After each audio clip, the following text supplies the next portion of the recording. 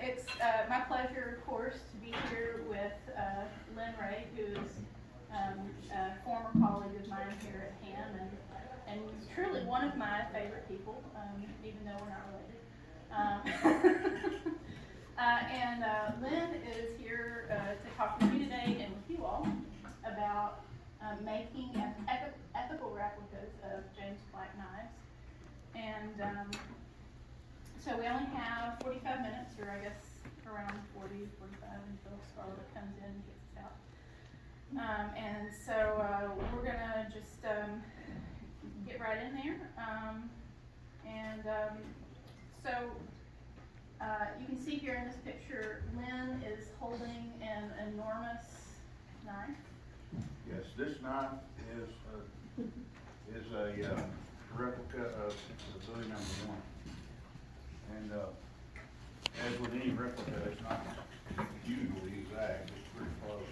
I was fortunate enough to have access to Bowie #1, the actual Bowie #1, that's housed here in the museum. So over a period of time, when I had opportunity when it was out of the case to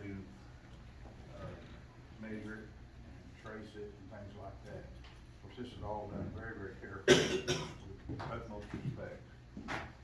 So that's my copy of Bowie #1, just at least the first one. And so what I'm going to do is use these photos as prompts. And you know what, I am so close to the edge. If I move another inch or two, and have that light in my eye. So I'm good. Move another inch. There you go. I'm sorry about my body. There's only so much that one can do. But Lin, yeah. You go ahead. Okay. Lin and I are going to have kind of a little conversation, so one of the first questions that I had for Lin whenever we were talking about this is, what can a person learn by making a replica of the James Black knife, and specifically, how does creating a replica help you understand the mind of the original maker? So why does one do this, and how does it help you get into that mindset that James Black might have had? After a period of time, you work enough on these knives, you see enough of them that are so similar, you start to see that he had certain guidelines that he used in the construction and his process. Working on James Black's construction techniques and his style and his knives helped me to appreciate that he created not just a knife, but he created a process by which to assemble a knife. Now, if you'll notice that image back here has 3 knives in it. And I took that photo laying on a moving blanket there in the back in the collections, and I didn't know at the time I took the picture how important that photo would be as a teaching aid. But the middle knife is the carrying knife, which has the provenance that we talked about, that Mark talked about earlier. So it's pivotal in all the body of work that James Black did. It's pivotal. So we know it's got provenance. We can study it and look at it, and we can use it as a basis or a baseline for all the other knives. But you look at the one on the left, it's so similar that you can tell that if it's not a twin, it's a closely related sibling. And the one on the right, it's a little bit stockier, a little bit wider, but the same principles of construction were used. Different dimensions, yes, but the principles of construction were used, the same ones. Now, what are the things that I learned about Black? Well, if you put a mathematical equation on a lot of his sizes and his distance between pins, the angle between, when you scribe a line from pin to pin to pin to pin, it makes kind of a zigzag. Those are very predictable, very predictable. And it's not just because they all happen to fit in a similar size place that's similarly shaped. Yeah, that's part of it. But he created a process, where, in the blacksmithing trade, early on, before precision technology, they had what's called, emergent technology. Tim, you keep me straight, Tim. I got Tim and Peter and Jimmy out here watching me close, so there are my regulars in the blacksmith shop, and John. So, when Black made the blade and put that, he established where his handle goes, he would work his way back toward the back. And he had his process, and this is gonna be kind of hard to follow maybe, but all the loose ends are in the back end. All the loose ends are in the back, and that pommel wrap covers it. All the loose ends, all the places that you just can't hide anything, that covers it. So, it's a full tang knife. That's pretty key to the whole thing. Yes, that's pretty good. Thank you. So, he forged his blade, and he established two parallels. The one that's right here, and the one that's right there. So, we actually were able to, just yesterday, take one of James Black's knives and put parallel on those two, and it was perfect. So those were two known lines that he could start with. The distance might have been different due to different size knives. Those, first of all, those were parallel. Once he had those figured out, he could divide up 10 locations and things like that. Okay. So he used that silver that's wrapped around the spine and the bottom of the knife to create a soft bed, three-sided soft bed of silver. Silver's pretty soft. Compared to steel, the steel tang, he created a soft bed that he could easily level with a draw file. He could draw file that flat, and that gave his handle scale a place to sit flat. So whereas today, we have modern equipment, we might surface grind, we may mill something flat, and we'll go right straight to the steel tang. He didn't have all that modern equipment. He had to create a soft bed in order to draw file it using the old tools. So that was part of his process. He established a place for flat scales to sit without cracks and gaps and things like that. So, what he was doing was trying to make it as waterproof as possible and look good.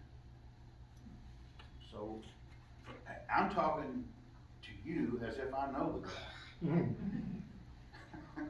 And that's kind of my point. Yeah. Because working on his knives, following his construction process, I get to know him by doing that. That's the only way you can.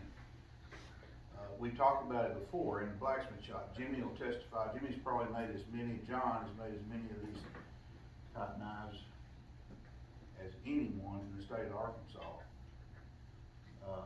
And I have made a few, but these are the things we learned, and so I'm sure they agree.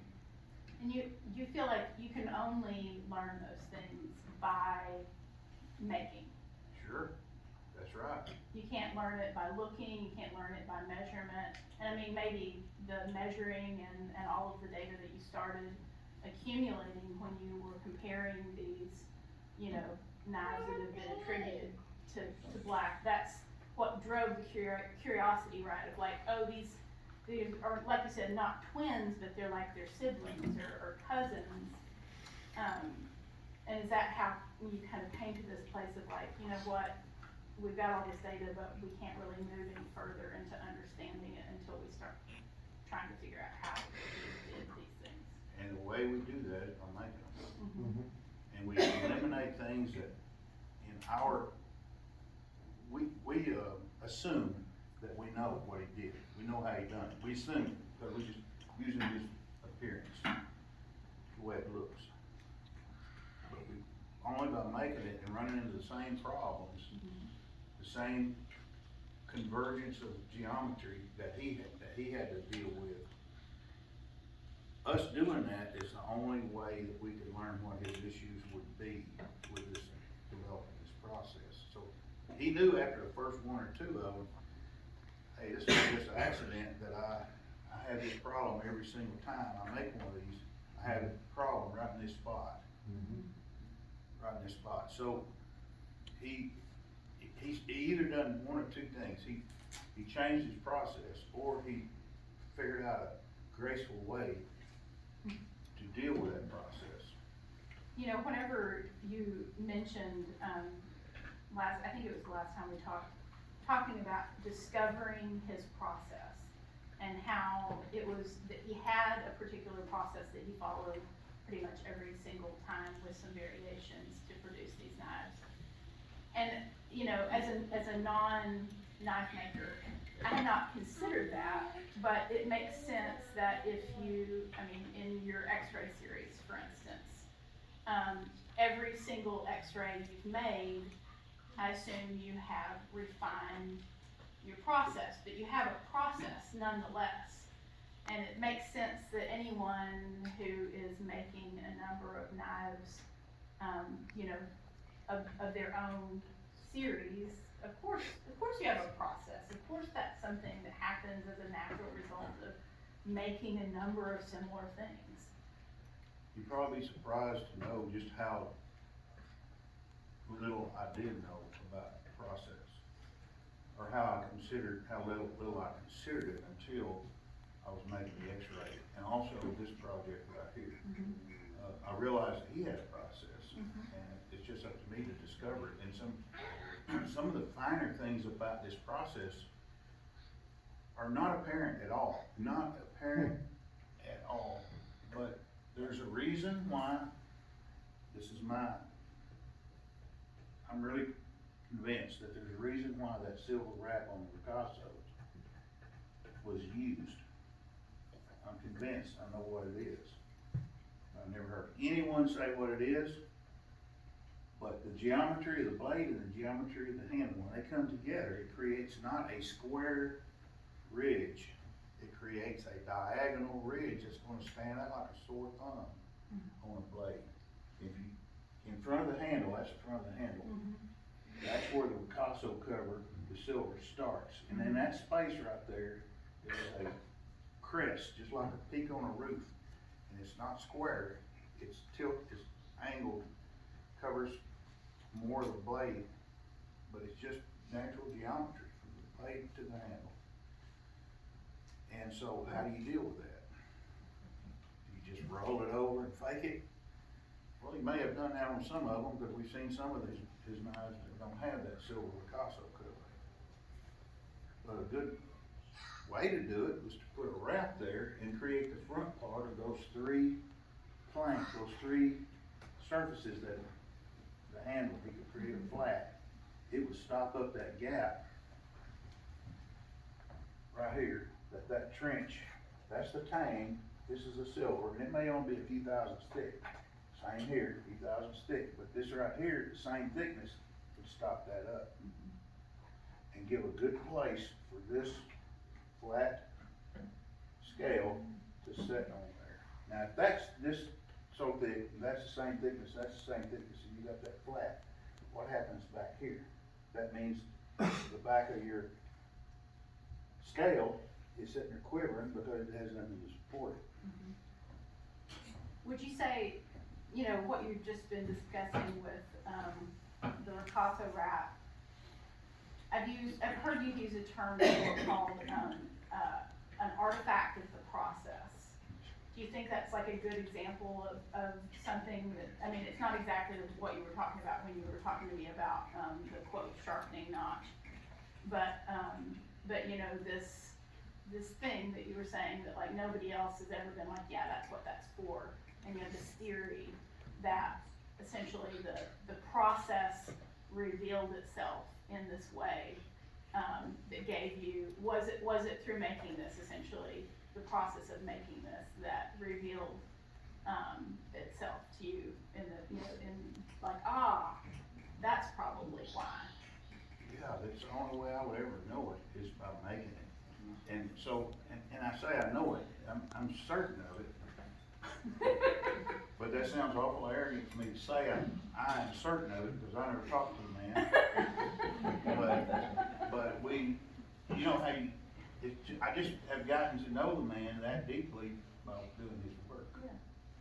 So yeah, that's a pretty interesting way of looking at it, yeah. So you all have, you know, been engaged in this project of making replicas. And, so how does a smith intentionally create something that is exact or near exact?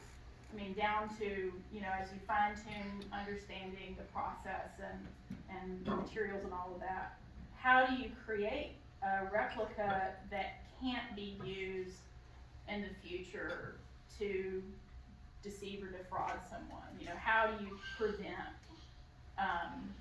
the future of counterfeit or forgery? You know, what are the ethics of making these things?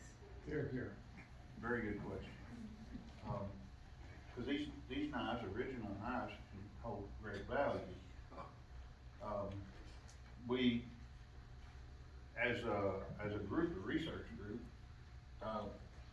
we feel responsible for the information that we've gathered, that we learned. And, while we want to, there's basically two reasons to gather this information. Maybe more reasons than two. But one of them is to just know how Black made the knives, just as processed, and we discern its process. And that's what we're doing, we're discerning it. We study it, but we're discerning what his thoughts were when he was making them, what problems he had, because we're running into the same problems. So we can just kind of work backwards and say, oh, that's why he did that. But the other reason is so that we can be responsible with that information and encourage others to make these knives and feel comfortable making these knives by using those drawings like that we just had up there. But at the same time, impart to them the importance of also being responsible and thinking farther down the road than just our lifetime. Mm-hmm. So, for instance, this is John's knife. John made this knife, and it's so close to James Black's work. And I want you to notice something. Right now, that knife has no indication of who made it. Yeah, my body is blocking the caption here, but it says an early unmarked Kerrigan replica made by John Miller. But John and Peter and Tim and Jimmy we've talked about this many times. James is back there. It's our responsibility to put our name on it. So by now that knife's got a name on it. And we're gonna see another knife in a minute that John made. This one, it's another replica. This is not the same knife, it's the same type knife. I believe this one may be one of the other James Black styles. It's the way it's photographed. Ignore the Kerrigan stuff. It may, but you see right there, it's clearly marked, J-E-M, John Miller. So we have talked about it and we've recognized the importance so much that when you go down in the knife gallery right now and you look at John's that's in that middle display, he's got etching. The full plate is beautifully etched. He's got engraving all across here. He's got engraving and on both sides, different kinds of engraving, and he's got his name on it and sunburst. He's made it fully his own. It's fully his own. So he took it to heart, probably a little too much. No, it's not just a replica. It's John's knife. Yes. Yeah. So, you know, back to, you know, the ethics of this thing, when we were talking about this on the phone, you know, I was thinking, of course, like, oh, you know, all of these nefarious people out there who are gonna make black replicas because they want to sell them for big bucks. And you made this such a great point, and I was like, you kind of touched on this, like, beyond your lifetime, like, okay, so what happens if John Miller makes this super cool James Black replica knife, and, like, you know, within his lifetime, he is not nefarious, and he doesn't, you know, go out and try to sell it for something that's not. But if it's unmarked, then what happens when John's no longer here, or if he sells it to someone? So one of the big dangers is if people say, buy one of John or mine or Jimmy's or somebody's making these replicas, what they buy it, and then they pass away, and the family doesn't care about it, and it goes to an estate sale and it becomes sold and it's in other people's hands. Well, that's when the danger increases, that it might fall in someone's hands who's not honest, and they feel like, it sometimes it's just ignorance, they just Yeah. don't know. Right. They see it and they think, well, that may be a James Black knife. I think my brother-in-law or somebody told me that looks like a James Black knife. Well, we actually had that happen here at the museum.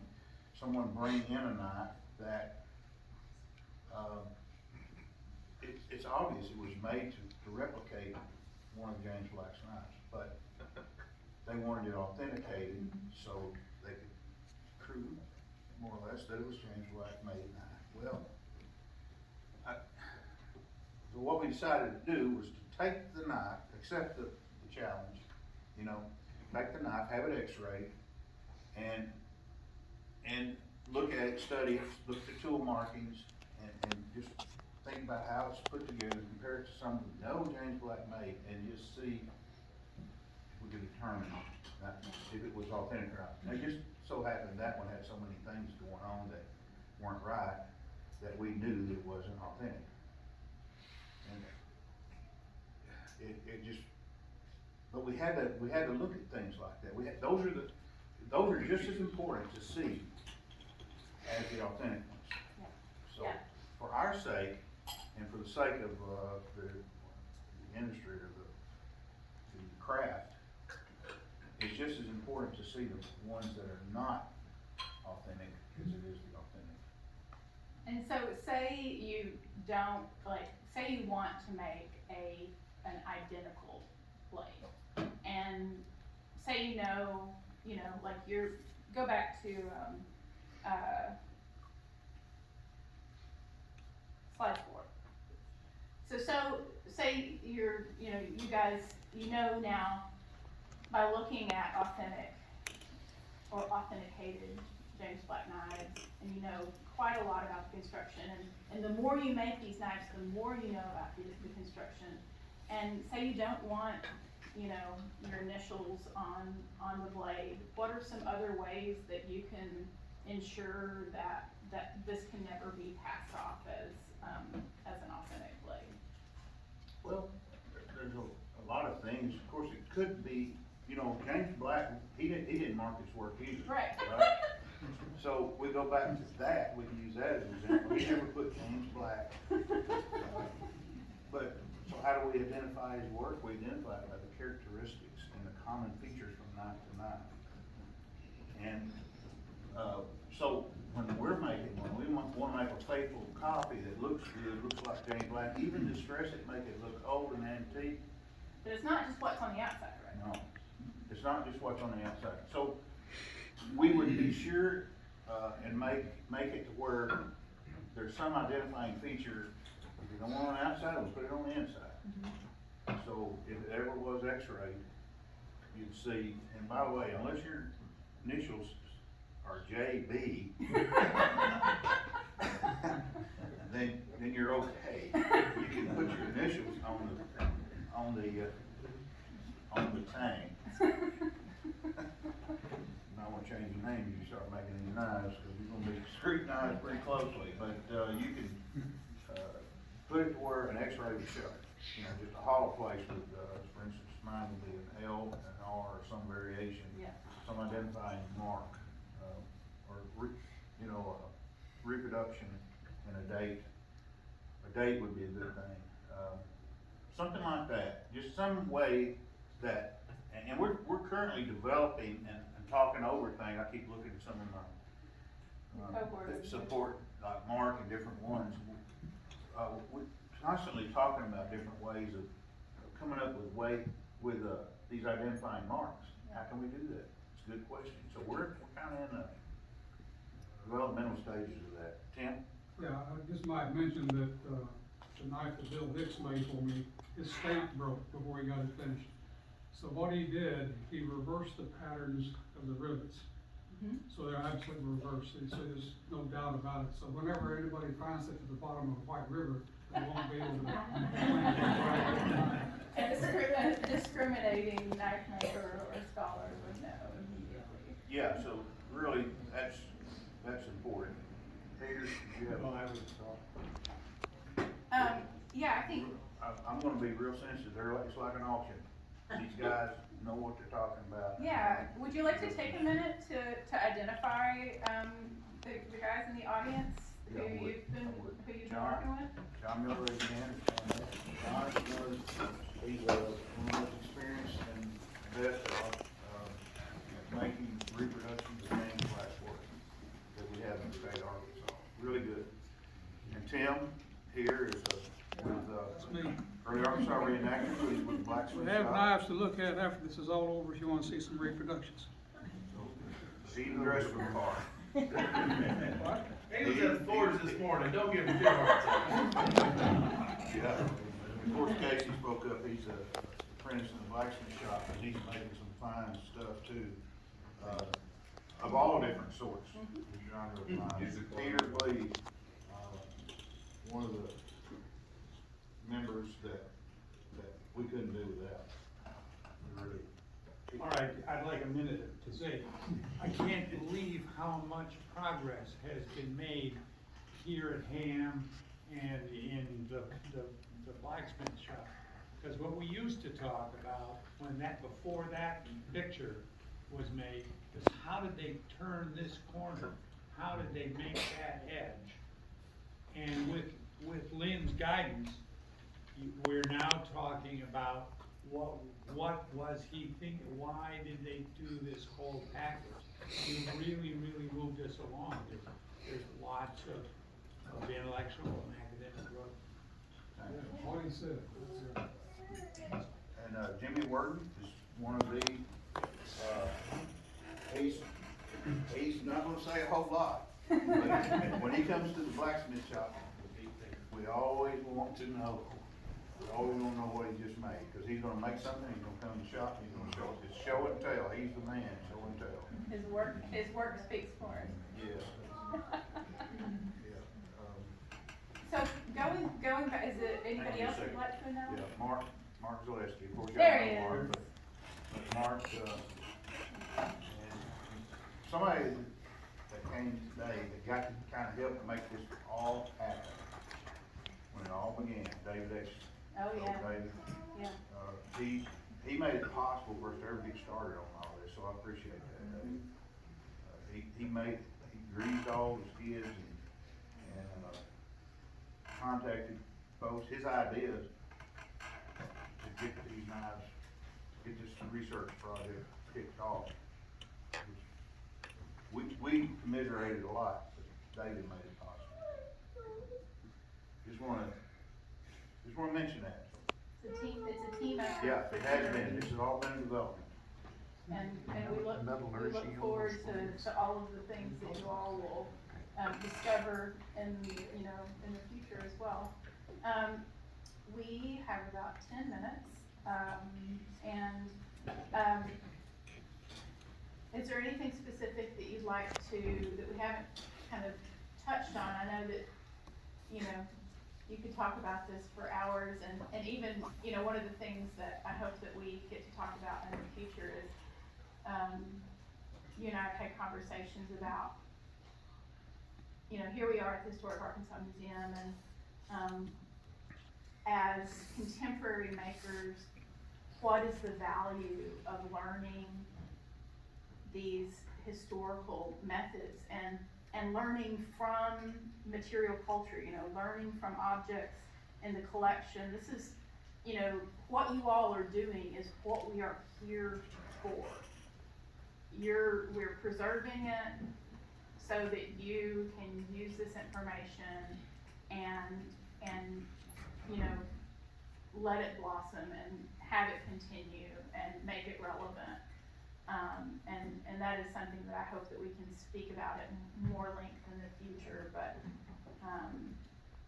Okay, good question, and I could say so much. So much. But again, back to like, you know, if that's another conversation, is there anything that we Just- haven't touched on that you'd like to emphasize? Just on that note, us, you know, we're constantly, as craftspeople and makers of different things, it doesn't matter what, we're constantly looking ahead, and we're trying to, reinvent, or we're trying to, be innovative, more innovative, come up with new things. There's a time to look back in history. There's things that have been forgotten that need to be rekindled. And, so some of these processes like this that have been forgotten, we don't have anybody to ask. All we do is observe and speculate and imitate to the point that we understand again. Look at the objects and make based on the objects, Yeah. what the objects are telling you. Yeah, so this is just one example. There's so many in every object in collections. It can be textiles, it can be pottery, it can be woodworking, it can be, something like, rocking chairs or complicated joinery. The metallurgy, and not just metallurgy, but the assemblage of this style handle and any other style handle. By looking back in time and observing these things, we learn something from the old masters that we can't learn from the new guys. Yeah. From the modern side of things. Because the big difference between what we do today in a modern setting, in a modern shop, the big difference between what we do today and what James Black did and people like him did back in the day, we're using totally different thinking. We're using modern tools. It all runs through a shop. The machine thinking. We're using a precision. We got this tool, we got this equipment, we're gonna go here from this one to this one to this one. And we're letting automation or jigs and flattening devices and tools and grinders and things help us to do really fine work. Precision. Precision. So he didn't have that. He had a vise, a forge, an anvil, and a bunch of hand tools, and he had his mind. So his way of thinking is what enabled him to come up with this process. He started with a steel blade. He made the plank, you know, whereas today, some people buy planks and they put scales on it and they handle and it's called a knife, and it is. But Black had to make that blade. Then he had to know something about silver and soldering. He had to know how to file, and filing back then was a different craft than what we today. The file might be laying in the bottom of the toolbox and rusted and everything. We still pick it up. We still call it a file, and we still say we're filing. But back in the day, files were a very, very important tool. It was cared for carefully and cherished, because it was how you got your work done, good work done. So he was more of a part of the process than we would be today. So yeah, we could draw and we could use all these tools and equipment, but we have to elevate our skills to be more of an integral part of the process of making anything. It's different, and most people today, when they see a knife that's forged and it's so much work, so much intricacy, and so many textures that are alternating throughout the piece. This is all consciously done. This is all took a lot of effort, Yeah. forethought. We learned that kind of thinking from him. Modern people learn that kind of thinking from that kind of situated, that kind of setting. Yeah. We go back in history, 200 years, and we learn that kind of thinking. When you can change the way you think, you can be more creative. So that's one of the biggest things that I would like to point out and share. Well said, Lynn. Thanks. I see Jimmy shaking his head, and I know we've discussed this many times, but that's reinforced, right, Jimmy? Yeah. A few words. But but we talk about it a lot. You said before, you know, the concept of taking creative risks and, you know, as opposed to leaning on the precision tools, you know, that is kind of a great, kind of what you were talking about, the machine thinking, how can I make this perfect, versus the hand thinking, how can I make this beautiful, how can I make this, you know, the way that we feel through creating something is a completely different mindset, and it's exactly what you said, it's something that we can't learn from this time. From this time period today, no, we can't usually pick that kind of a feeling and that kind of,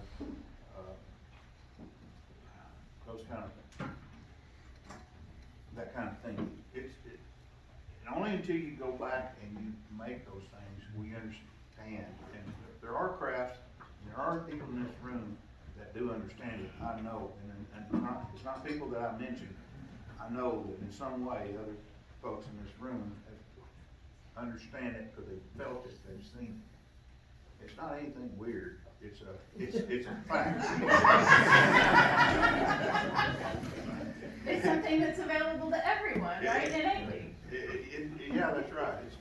It's in us, and once we go back and we see that, hey, this opens up a part of me and part of my thinking that I've never been able to use. I never was really aware that that's a new way of looking at things. Mm-hmm. So, looking back at these old masters, seeing how they think, getting in their mind just a little bit, it helps us to think like them, but the net result is we're more creative.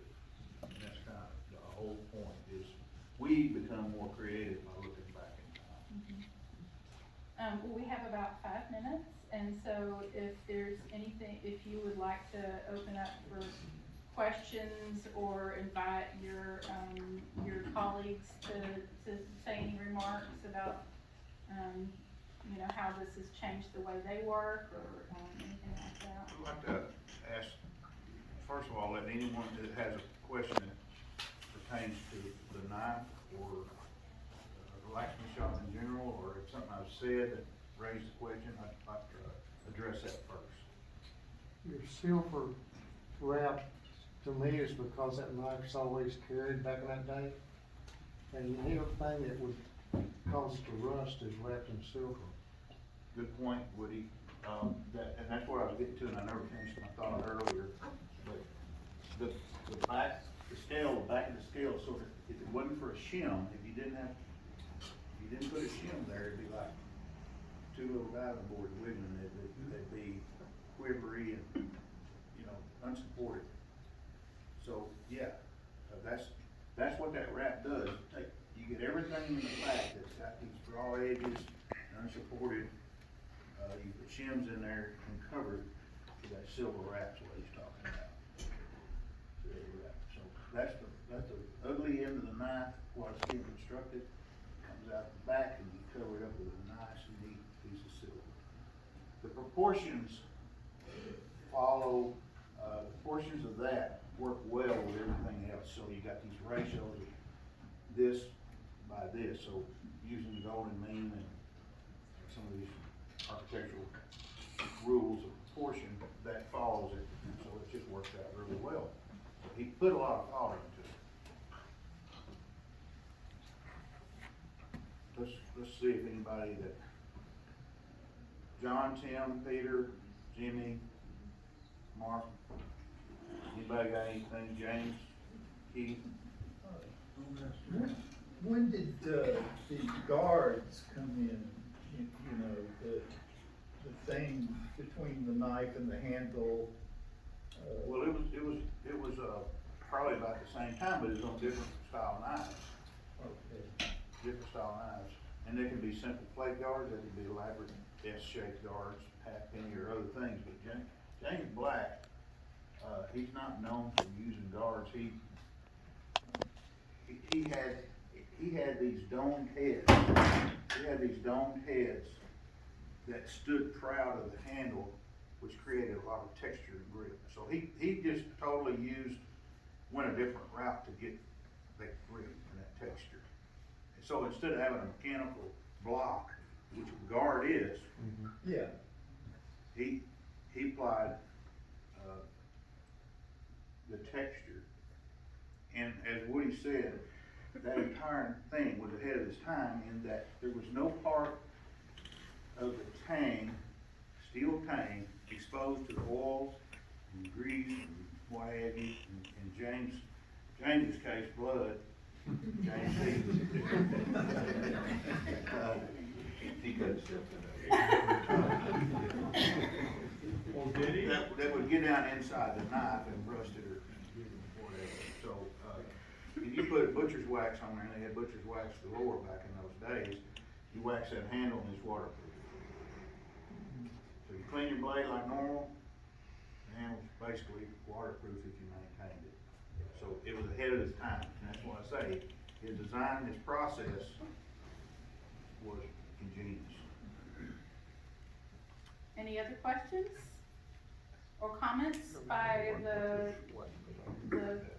cohort, the replica making cohort?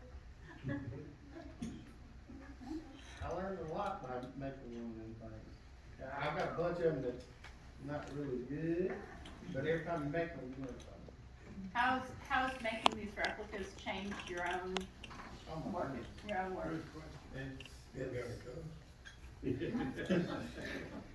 Them little dung pins are a nightmare. That's it. You hit that thing and it's gone. Yeah, he's right, you drop them, you better make a bunch of extras. Oh, yeah. So, yeah, and, we're gonna probably have more and more discussions like Yeah. this in the future. And we're gonna learn more, and there's gonna be other things we can share. And This Lynn, is just the beginning of the conversation, go ahead. would you like to, if folks would like to connect with Lynn, is there an Instagram or a YouTube channel that you would direct people to? Well, I have a YouTube channel, but my Instagram is Lin_Ray_knife maker. There's one other thing I want to do. I want to acknowledge Tim Richardson and Peter Bleed. And I will bring that up again, but I want to express the importance that they have been, along with John and the others, but these guys have been on the spot, regular blacksmith shop, and some of our discussions, some of the things that we talked about has reinforced some of these things, and actually made it clearer for me just in our discussions. So we've had some deep discussions. You wouldn't think so. You wanna right? you wanna force them to get up on stage, or? Well, that's because, Peter's a retired archaeologist and he thinks about old stuff all the time. I'm a retired engineer and I confuse everybody. All right, I wanna say something. This is a document about Historic Arkansas Museum. The progress, the understanding of the history of this state has grown significantly as a result of the activities that we kind of addressed today. That you guys have done. Yeah, but that the museum has supported and encouraged and tolerated. We know more, and if you look at the mission of what a museum is supposed to be doing, believe me, I'll argue with you about other things. You know, some things we can push you, but it's working here.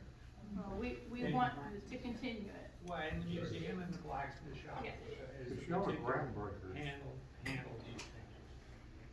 We've, we sure are lucky to have you guys. Well, thanks. We've discussed that a lot, and we pinch ourselves sometimes wondering why y'all let us stay so long and hang out so much. But what it's done for us is created an environment that's kind of fertile, and it's fertile for these ideas. But we're not just, it's not new ideas, we're rediscovering old techniques and old ways. And it just so happens that the right number of guys that either have the time or have the extreme interest in some of these subjects that, I mean, you gotta admit, some of these things, a lot of people would find totally boring. But we, when we look past just the material object, and we start thinking about the person and what he had to deal with to make a living doing something like this, and what he had to work with. I mean, you think about it, all he had was steel, silver, and wood. 3 elements. And he picked the things that contrasted greatly. The black walnut contrasted greatly with silver. And the steel, of course, is the functional part of the knife, along with the other parts, of course. But he made it look good. I mean, it was a dress knife. It was on a gentleman's sash, and it was like a piece of jewelry, but it was functional. So he did all that using 3 basic elements. So, I gotta admit, using just very, very limited resources, that had me in my thinking. So, it required me to do more. So I saw what he could do, and it makes me kind of push myself. Well, thank you so much, Lynn. And I know everybody here is, Zaleski. Zaleski? I'd like to add a little more based on Peter's comment over there. Really, the Historic Arkansas Museum is responsible for all this, and further to go back to where this interest in black really started, the credit goes to Bill Worthen. Bill Worthen was the one who was fascinated by this in the 80s, and his research and his writing, and ultimately the 1992 article on the Kerrigan knife was monumental, because up to that point, James Black and the knife collecting community had almost become a joke. Nobody understood the truth, and Bill reconnected the true history to the knife community and brought it back together through Historic Arkansas Museum. That gallery in there, and exhibit that we all did together,